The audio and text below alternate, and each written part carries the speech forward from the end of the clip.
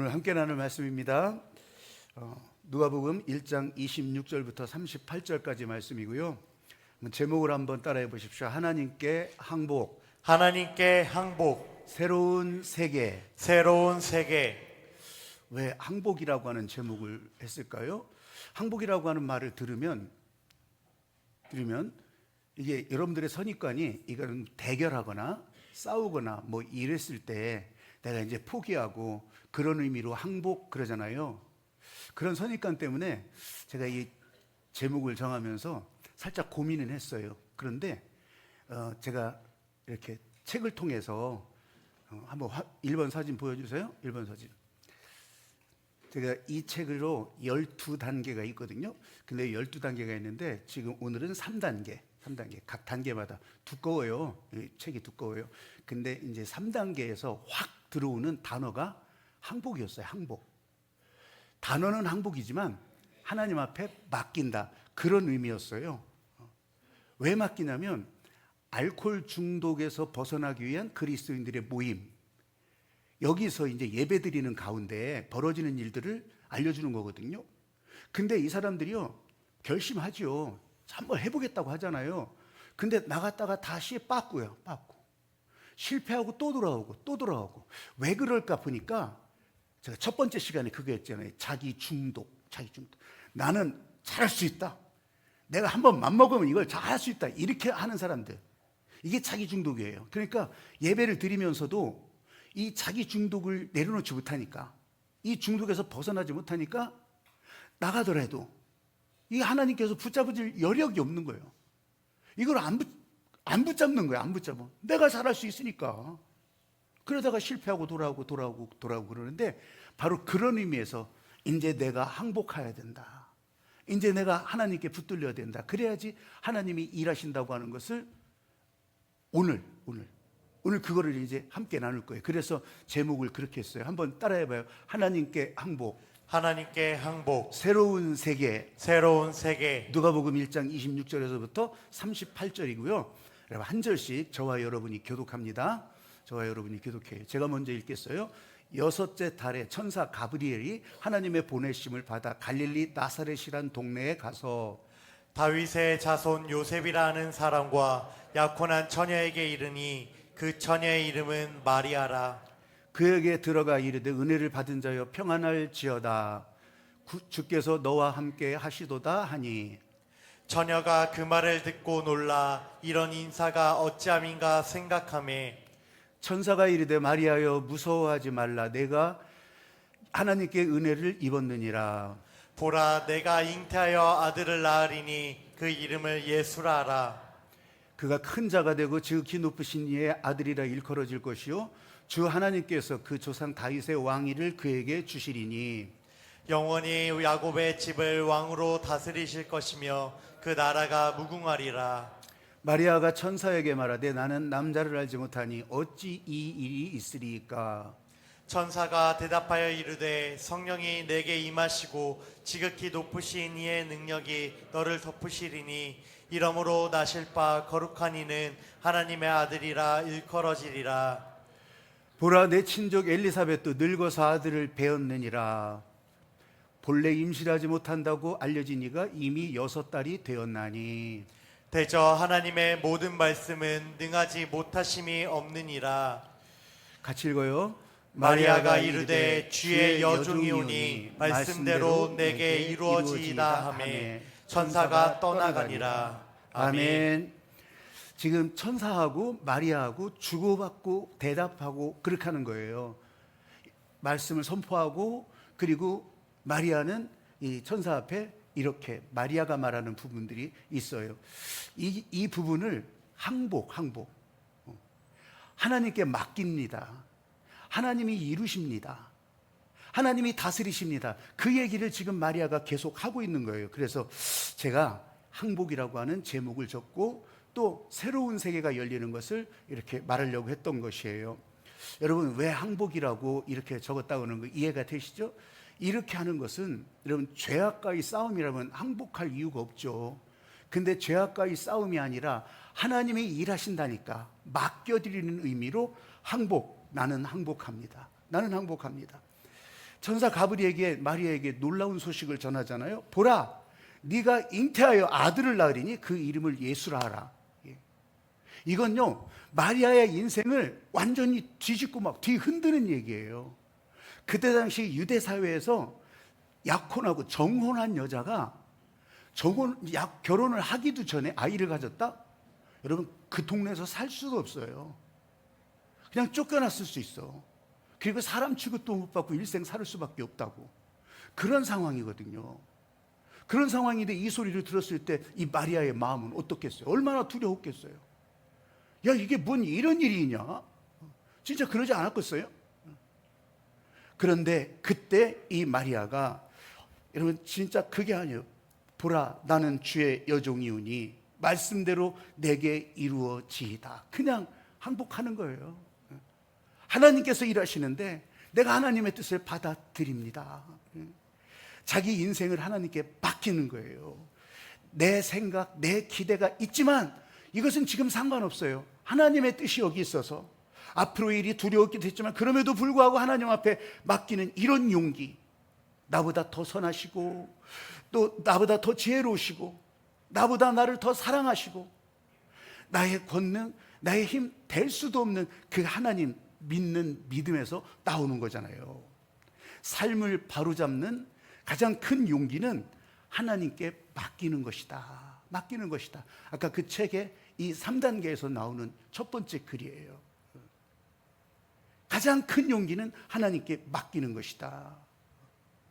니코스 카잔차키스라고 하는 작가가 있어요. 그리스 사람인데 뭐 잘 모르는 사람도 있고 생전 처음 들어본 이름도 있을 거예요. 그런데 얼마나 유명하냐면 요즘 제가 하여튼 우리나라가 그러잖아요. 몇 년 동안 막 자유 막 그러는데 이게 개똥철학 자유거든요. 그런 자유가 자유가 아니에요. 그러다 보니까 어떤 모든 교양 프로나 이런 데에서 자유에 관해서 가장 잘 적어놨고 가장 잘 설명했다고 하는 니코스 카잔차키스의 작품 중에 그리스인 조르바라고 하는 그 작품이 영화로, 연극으로, 그리고 이런 책으로 잘 소개가 되고 그랬었어요. 그 자유는요, 나는 아무것도 하지 않는다. 아무것도 두려워하지 않는다. 나는 자유다. 말이 어렵죠? 근데 그게 니코스 카잔차키스의 묘비에 그렇게 세 줄 딱 적어놓은 거예요.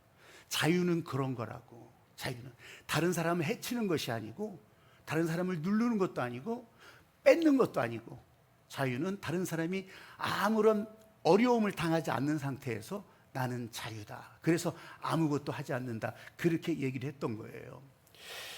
그런데 그가 지중해를 여행하다가 지도상으로 보면 지중해 위가 에게해라고 적혀 있거든요. 터키하고 그리스 사이에. 그걸 에게해라고 해요. 근데 거기를 이제 여행하다가 소문을 듣는 거예요.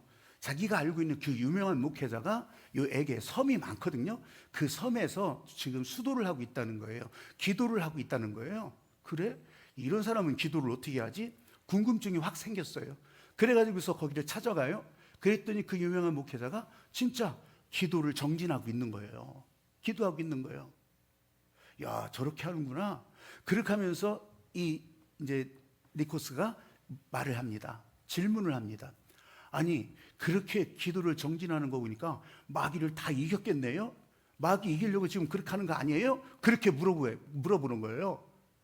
근데 이 목회자가 대답하기를 나는 마귀를 이기려고 하는 것이 아니라 하나님께 지려고 항복하려고 지금 이 길을 달려가고 있습니다. 그렇게 얘기를 해요.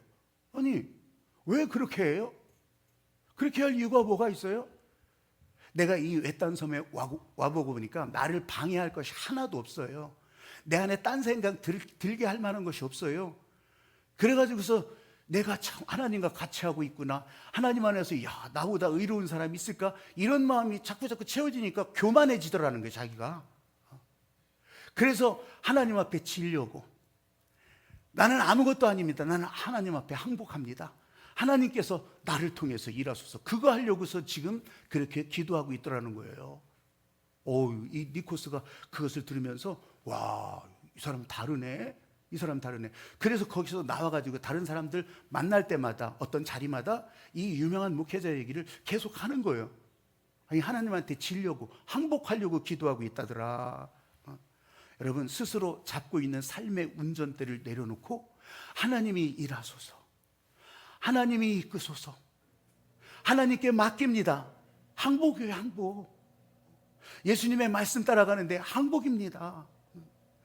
하나님의 성령 따라가는데 항복입니다. 모든 결정권 다 주님께 있습니다. 이게 항복이라고요. 이게 죄악과의 싸움이 아니니까 하나님이 일하신다고 하는 것에 예 맡겨드립니다. 아니요, 내가 할 일 다 할게요. 아니요, 다른 사람이 나 도와줄 거, 이런 게 아니라 그냥 항복이에요. 이 마리아는 그 두려움 속에서도 하나님 앞에 항복한 거예요. 주여, 나는 주의 여종이오니 말씀대로 내게 이루어지이다. 항복, 항복. 여러분, 그 항복한 오늘이, 그렇게 항복했던 오늘이, 여러분 생각해 보세요. 오늘이에요? 내일도 오늘이에요. 내일 가면.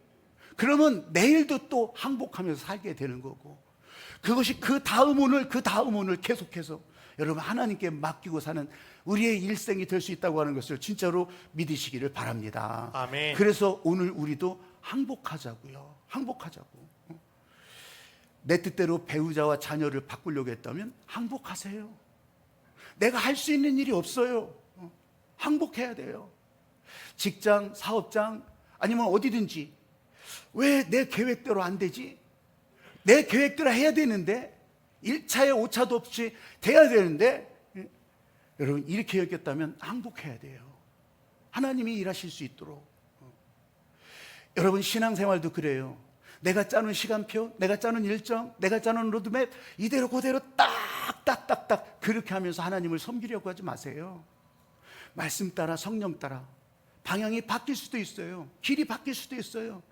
근데 하나님이 우리의 삶의 운전대를 움직이고 가신다면 여러분 항복하는 거예요. 그러면 하나님이 일하시는 거예요. 항복은 패배가 아니에요. 새로운 시작이에요. 하나님이 일하시니까 거기에서 새로운 평안이 시작되는 거라고요. 그 하나님께서 우리에게 이제 새 날을 열어주시고 새해를 열어주시고 그 새해에 열매 맺는 길들을 계속, 어디 방향은 모르죠, 거기 길을 계속 내주시고 우리는 그 길을 따라가면서 여러분 삶에 새롭게 하시는 은혜가 열매를 주렁주렁 맺게 하시는 줄로 믿고 따라가는 여러분이 되시기를 바랍니다. 아멘. 따라해 보십시오. 나는 할 수 없어도 나는 할 수 없어도 하나님은 하십니다. 하나님은 하십니다. 내가 바꿀 수 없는 것들 있잖아요. 내가 아무리 노력해도 바꿀 수 없는 그런 존재적 현실이 있잖아요. 그럼 받아들이라는 거예요. 수용하라는 거예요. 마리아는요, 천사의 이 말을 듣고 이렇게 질문합니다. 나는 남자를 알지도 못하는데 어떻게 그런 일이 일어날 수 있습니까? 인간적으로 불가능해요. 어찌 된다고요? 어찌 된다고? 근데 천사가 말합니다. 성령이 네게 임하고 지극히 높으신 이의 능력이 너를 덮으리니. 아멘. 그리고 받아들이는 거예요. 나는 할 수 없는 일이었습니다. 내가 어떻게 이 일을 할 수 있습니까? 이거를 받아들이는 거예요. 내가 바꿀 수 없는 현실을 받아들이는 거예요. 내가 할 수 없지만 하나님은 하실 수 있습니다. 여러분, 받아들인다고 하는 수용, 하나님께 맡기는 평안이 거기서도 시작되는 거예요. 지난 이 삶을 바로잡을 용기는 내가 바꿀 수 없는 것을 받아들이는 데서 시작한다. 이번 3단계에서 두 번째로 이렇게 볼 수 있는 문장이에요. 내가 바꿀 수 없는 것을 받아들이는 데서 시작된다. 지난 11월에 영화가 하나 개봉됐는데, 독립영화라 어디 많은 영화관에서 광고하거나 그러진 않아요. 달팽이 농구단이라고 있어요.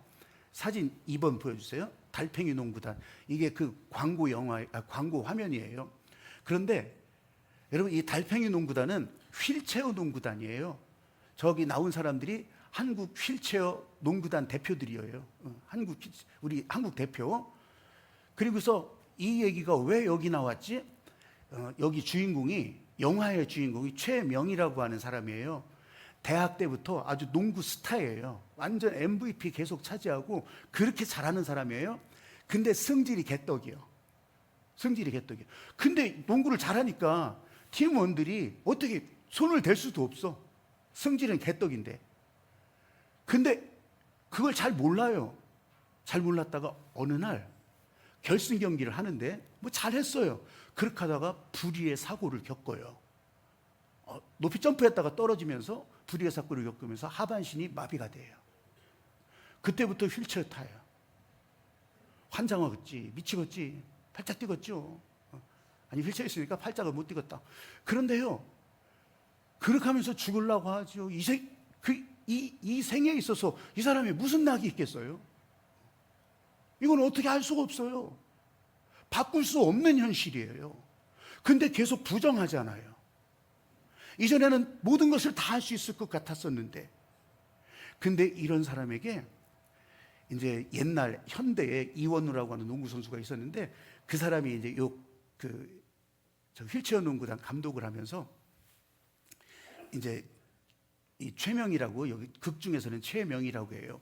그 최명이라고 하는 사람에게 찾아와서 휠체어 농구단이 있는데 휠체어 농구 해보지 않겠느냐 그랬더니 이제 막 말이 그런 거잖아요. 내가 무슨 왕년에 최명이라고 내가 어떻게 휠체어 타면서, 휠체어는요 뒤로 후진을 안 해요. 이 휠체어 농구는 그냥 앞으로만 가고 방향만 바꾸고 그래요. 근데 내가 그걸 어떻게 하냐고. 그리고 비아냥거리고 조소하고 그렇게 하고서 거절해요. 근데 이제 그것이 한 번, 두 번 그렇게 되니까 마음을 바꿔서 그래 한번 가르쳐주는 마음이라도 가봐야 되겠다. 그렇게 하는데 여전히 승질배기는 바뀌질 않았잖아요. 그러니까 저 휠체어 농구단 어차피 같은 신세인데, 근데 농구는 잘하니까 그냥 한번 이렇게 지켜봐주고 하는데, 아주 농구단 사람들이요 인내를 가지고, 진짜 인내를 가지고서 이 사람을 받아주고 또 이 사람을 격려해주고 이 사람을 박수 쳐주고 그래요. 그거를 계속 보면서 이 최명이라고 하는, 극 중에 최명이라고 하는 사람이 마음이 바뀌어지기 시작해요. 마음이 바뀌어지는데, 야, 저 사람들은 어떻게, 내가 이렇게 지랄맞게 해도 어떻게 저걸 다 참아주지? 아니 저 사람들이 나랑 똑같은데 내가 뭐 좀 더 잘한다고 어떻게 그걸 참아주지? 그렇게 하면서 이 주인공이, 최명이 마음이 달라지기 시작해요. 그러면서 이제 대회에서 이제 우승도 하고 그렇게 하면서요, 이 사람 마음에 같이 한 팀이, 비록 휠체어를 타고 있지만 한 팀이 만들어가는 기쁨을 알게 되는 거예요. 그러면서 이 사람들한테 감사한 마음이 있고 또 이 사람들에게 진짜 지금 현실을, 우리들이 바꿀 수 없는 현실을 받아들이면서 할 수 없을 것 같은 일을 그렇게 만들어 가잖아요. 내가 바꿀 수 없는 것을 받아들이는 데서 이 하나님의 평안이 시작돼요. 그러면서 이런 말을 남겨요. 진정한 승리는 나만의 영광이 아니라 공동체와 함께 누릴 수 있는 것입니다. 여기서는 최명이라고 나왔지만 실제 인물이에요.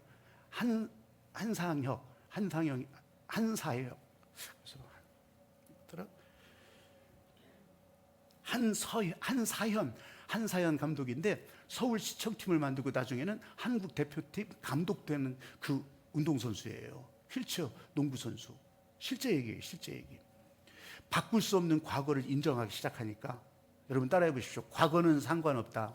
과거는 상관없다. 오늘은 오늘의 은혜로 산다. 오늘은 오늘의 은혜로 산다. 과거는 지나간 거예요. 그렇다고 해서 다 청소하고 싹 지워버릴 수가 없잖아요. 근데 그 과거가 지금의 나를 발목 잡을 수가 없어요. 과거는 과거일 뿐 오늘은 오늘의 은혜로 산다고 하는 거. 마리아가요 하나님 앞에 항복하잖아요. 자신이 바꿀 수 없는 상황.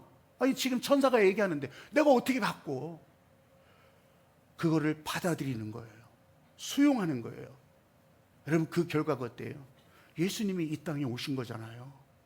우리를 살리시고 인류를 구원하실 예수님이 그렇게 이 땅에 오시게 된 거잖아요.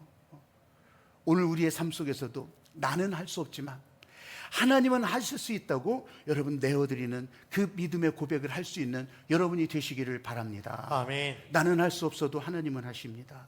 아멘. 과거는 상관없어요. 오늘은 오늘의 은혜로 살아가는 여러분이 되시기를 주님의 이름으로 축복합니다. 아멘. 아멘. 아멘. 마지막입니다. 하나님의 다스림입니다. 해보세요. 하나님의 다스림입니다. 내 뜻, 내 생각을 포기하는 거. 오늘 38절 말씀에 마리아가 그렇게 고백하잖아요. 보라, 나는 주의 여종이오니 말씀대로 내게 이루어지이다.